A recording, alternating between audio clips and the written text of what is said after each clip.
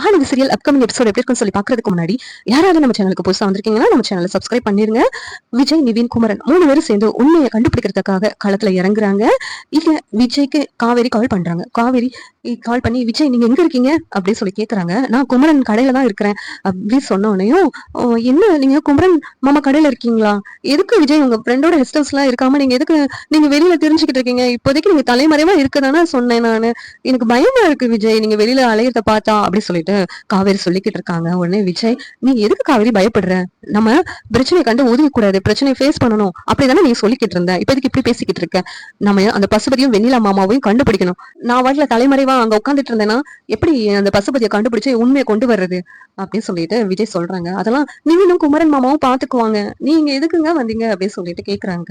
இங்க பாரு, அவங்க நமக்காக உதவி செய்ய போய் கடைசியில குமரன் பிரதர் கடையை இப்படி உடைச்சு போட்டு போயிருக்காங்க. நீ என்கிட்ட சொல்லவே இல்லை. பாவம் குமரன் பிரதர் ரொம்ப வருத்தத்துல இருக்கிற மாதிரி இருக்குது அப்படி சொல்லிட்டு விஜய் சொல்றாங்க.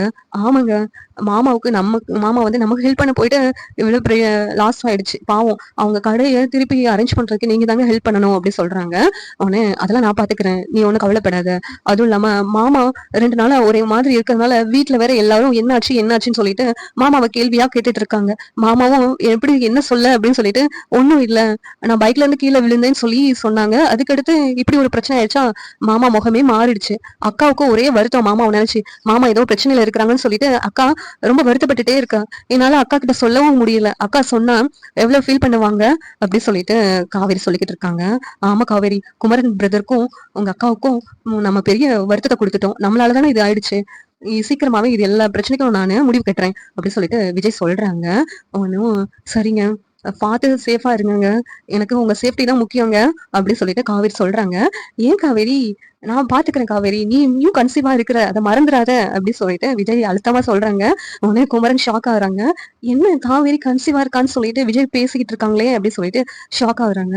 உடனே இந்த பக்கம் அச்சோ தெரியாம உளறிட்டேனே அப்படின்னு சொல்லிட்டு விஜய் வந்து சொல்லிக்கிட்டு இருக்காங்க. இங்க காவேரி என்னங்க என்ன சொல்றீங்க? ஆமா காவேரி, இங்க குமரன் பிரதர் இருக்கிறாங்கல்ல, அவங்களுக்கு விஷயம் தெரியாதுல்ல நீ கன்சீவா இருக்கிறத. அது வேற நான் உளறிட்டேன்.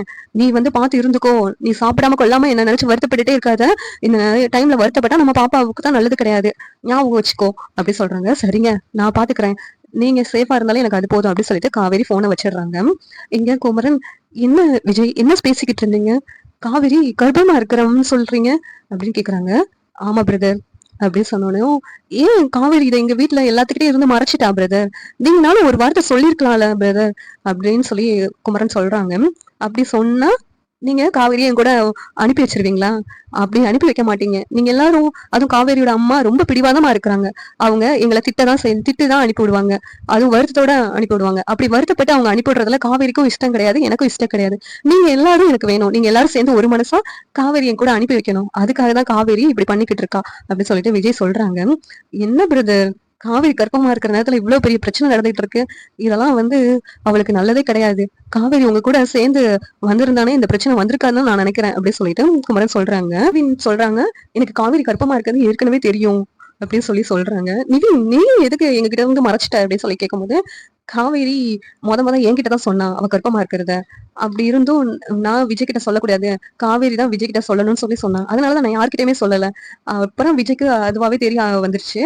இப்ப உங்க வீட்டுல உள்ளவங்களுக்கு எல்லாம் அவ சொல்லக்கூடாதுன்னு சொன்னதுனாலதான் நான் சொல்லாம இருக்கேன் அப்படின்னு சொல்லிட்டு நிவின் சொல்றாங்க. உடனே நீங்க எல்லாரும் சேர்ந்து மறைச்சிருக்கீங்க. காவேரி பாவம் எவ்வளவு கஷ்டத்தை தான் அனுபவிப்பான். எல்லா கஷ்டத்துக்கும் காரணம் ஒரு வகையில நானா தான் இருக்கிறேன். சீக்கிரமாவே எல்லாத்தையும் சரி பண்ணணும் அப்படி சொல்லிட்டு குமரன் சொல்லிட்டு இருக்காங்க. உடனே அதுக்கெல்லாம் இப்ப நேரம் வந்திருக்கு. இப்ப இந்த பசுபதியை நம்ம பிடிச்சிட்டோம்னா எல்லா பிரச்சனையும் நமக்கு சால்வ் ஆயிடும். அத்தை மனசை மாத்துறதும் அடுத்த ஈஸியான வேலைதான் அப்படின்னு சொல்லிட்டு விஜய் சொல்றாங்க. சரி, எப்படியாவது நீங்க 2 பேரும் சேர்ந்தாலே எங்களுக்கு ரொம்ப சந்தோஷம் அப்படின்னு சொல்லிட்டு நிவினும் குமரனும் சொல்லிக்கிட்டு இருக்காங்க. நிவினும் நானும் ஒரு விதத்துல நீங்க 2 பேரும் பிரியறதுக்கு காரணம் ஆயிட்டேன், அந்த குற்ற உணர்ச்சி வேற எனக்கு இருந்துகிட்டே தான் இருக்குது அப்படிங்கிறாங்க. அதெல்லாம் ஃபீல் பண்ணாதீங்க பிரதர், 2 பேருமே காரணம் இல்ல, நாங்க ஒரு சுச்சுவேஷன்ல பிரியணும்னு வந்திருக்க போலிக்க, அது சூழ்நிலை தான் காரணம் அப்படின்னு சொல்லிட்டு விஜய் சொல்லிக்கிட்டு இருக்காங்க.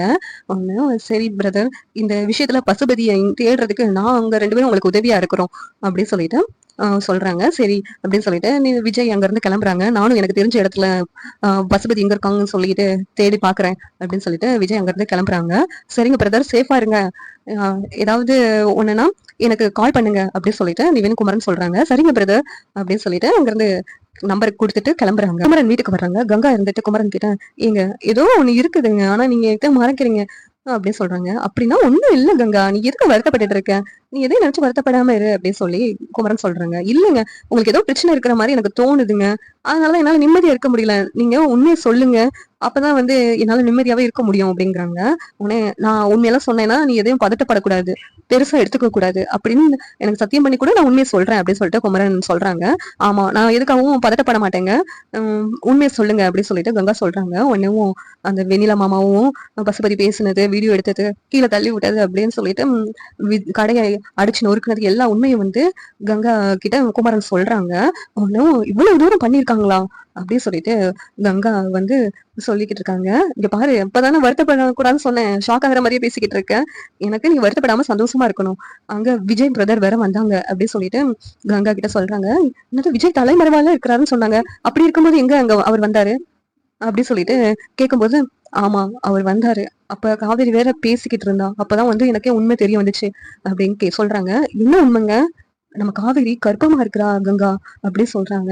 உடனே காவேரி கர்ப்பமா இருக்கிறாளா, அது நம்ம கிட்ட சொல்லவே இல்லைங்க, இதெல்லாம் எதுக்குங்க நம்ம கிட்ட இருந்து மறைச்சாவா அப்படின்னு சொல்லி கேட்கும்போது, அதுக்காக தான் அத்தை சொன்னா வருத்தப்படுவாங்க அப்படின்னு சொல்லிதான் இதெல்லாம் மறைச்சிருக்கா அப்படின்னு சொல்லிட்டு கங்கா கிட்ட குமரன் சொல்றாங்க. ஏங்க, அம்மா கிட்ட சொல்லணும்னாலும் பரவாயில்ல, நம்ம கிட்டனாச்சும் சொல்லிருக்கலாம்லங்கவா, ஏங்க இப்படி பண்ணிட்டா, அப்படி சொல்லியிருந்தானா அம்மா மனசு மாறதுக்கு வாய்ப்பு இருக்குல்லங்க, அம்மாவே விஜய் கூட அனுப்பி வச்சிருப்பாங்களே அப்படின்னு சொல்லிட்டு கங்கா சொல்றாங்க. இதுதான் நானும் கேட்டேன், ஆனா அம்மா அப்ப வருத்தப்பட்டு தான் அனுப்பி வச்சிருப்பாங்க, அதனாலதான் உண்மையை சொல்லலன்னு சொல்லிட்டு விஜய் சொல்றாரு அப்படின்னு சொல்லிட்டு குமரன் சொல்லிட்டு இருக்காங்க. இப்பவே நான் அவகிட்ட போய் பேசுறேங்க அப்படிங்கிறாங்க. சரி, நீ யாருக்கு தெரியாத மாதிரி பாத்துக்கோ, காவேரி எப்ப சொல்லணும்னு தோன்றினாலும் அவ அத்தை கிட்ட சொல்லட்டும், நீ அத்தை கிட்ட எதுவும் சொல்லி வச்சிடாத அப்படின்னு சொல்றாங்க. அவனு சரிங்க நான் சொல்ல மாட்டேன் அப்படி சொல்லிட்டு கங்கா சொல்லிட்டு இருக்காங்க. உடனே காவேரியை பார்த்து ஃபீல் பண்றாங்க. என்னக்கா இன்னும் மாமாவை நினைச்சே வருத்தப்பட்டுக்கிட்டு இருக்கியா அப்படின்னு சொல்லிட்டு காவேரி கேக்குறாங்க. இல்லடி, நான் மாமாவை நினைச்சு வருத்தப்படலடி, ஒன்னு நினைச்சுதான் வருத்தப்படுறேன், இங்க நான் கன்சீவா இருக்கேன்னு சொல்லிட்டு எல்லாரும் என்னை சுத்தி எந்த பிரச்சனையும் வரக்கூடாது, எனக்கு எந்த பிரச்சனையும் தெரியக்கூடாது, நான் சேஃபா இருக்கணும்னு சொல்லி எல்லாரும் என்னென்னமோ பண்ணிக்கிட்டு இருக்காங்க. ஆனா நீ கன்சீவா இருக்கன்னு சொல்லிட்டு யார்கிட்டயும் சொல்லாம இவ்வளவு பிரச்சனைய நீ ஃபேஸ் பண்ணிக்கிட்டு இருக்கியடி அப்படி சொல்லிட்டு கங்கா அழுகுறாங்க. என்னக்கா என்ன சொல்ற, உனக்கு யார் சொன்னா இதெல்லாம் அப்படின்னு கேட்கும்போது, மாமா எல்லா விஷயத்தையும் என்கிட்ட சொல்லிட்டாங்க, விஜய் சொன்னாங்களாம் அப்படி சொல்லிட்டு கங்கா அழுகுறாங்க. சரிக்கா அழாதக்கா, எதுக்கு அழுகுற அப்படின்னு சொல்லி கேட்கும்போது, இடி இப்பவே நான் அம்மா கிட்ட சொல்லட்டா, அப்பதான் உன்னை இந்த வீட்டுல எல்லாரும் நல்லா பாத்துக்கிடுவாங்க, என்ன நல்லா பாத்துட்டு உன்னை நல்லா பாத்துக்கல, அதெல்லாம் நினைச்சு உனக்கு வருத்தமா இருக்கும்ல, ஏன் காவேரி அத்தைனா உன்னை என்ன பேச்சு பேசுது அப்படின்னு சொல்லிக்கிட்டு இருக்காங்க. அதெல்லாம் எனக்கு பழக்கமாயிடுச்சுக்கா, நீ ஒன்னும் வருத்தப்படாத, அதெல்லாம் நான் பாத்துக்குவேன் அப்படின்னு சொல்லிட்டு காவேரி சொல்றாங்க. என்ன இருந்தாலும் எனக்கு உன்னை நினைச்சா வருத்தமா இருக்குடி அப்படிங்கிறாங்க. நீ மட்டும் வருத்தப்படாதக்கா, நீ தாங்க ரொம்ப வீக்கா இருக்கியா, நல்லா சாப்பிடணும் ஹெல்த்தியானதெல்லாம், இப்ப உன் குழந்தை நீ நல்லா பாத்துக்கணும், நீ நல்லா இருந்தாதானே பாப்பாவும் நல்லா வளருவா, இந்த சமயத்துல நீ எதுவும் நினைச்சு ஃபீல் பண்ணக்கூடாது, பாப்பாவும் ஃபீல் பண்ணுவாள்ல அப்படின்னு சொல்லிட்டு காவேரி கங்கா காரதெல்லாம் பேசிக்கிட்டு இருக்காங்க. உடனே கங்கா, ஏண்டி நான் ஒன்ன பேசினா நீ என்ன வருத்தப்படக்கூடாதுன்னு பேசிக்கிட்டு இருக்கியா, நீ இன்னாடி கர்ப்பமா இருக்க அப்படின்னு சொல்லிட்டு சொல்லிக்கிட்டு இருக்காங்க. அதுவும் இல்லாம நீ எனக்கு முன்னாடியே கர்ப்பமாயிட்டியோ அப்படின்னு சொல்லி கேக்குறாங்க. ஆமாக்கா, அத எனக்கு எப்படி சொல்லனே தெரியல, ஆனா உன்னைக்கு கர்ப்பமாகி அம்மா எப்படி உன்னை பாத்துக்கிட்டாங்க அதெல்லாம் பார்க்கும்போது எனக்கு ரொம்ப வருத்தமா தான் இருந்துச்சு, ஆனா எல்லாமே சரியாயிடும், அம்மாவுக்கு நானும் முக்கியம் தானே, அம்மா எனக்காவது ஒரு நாள் என்னையும் அப்படி பாத்துக்கும் அப்படின்னு எனக்கு நம்பிக்கை இருந்துச்சு. நாளைக்கு எபிசோட் எப்படி இருக்குன்னு சொல்லிட்டு நாளைக்கு பார்க்கலாம்.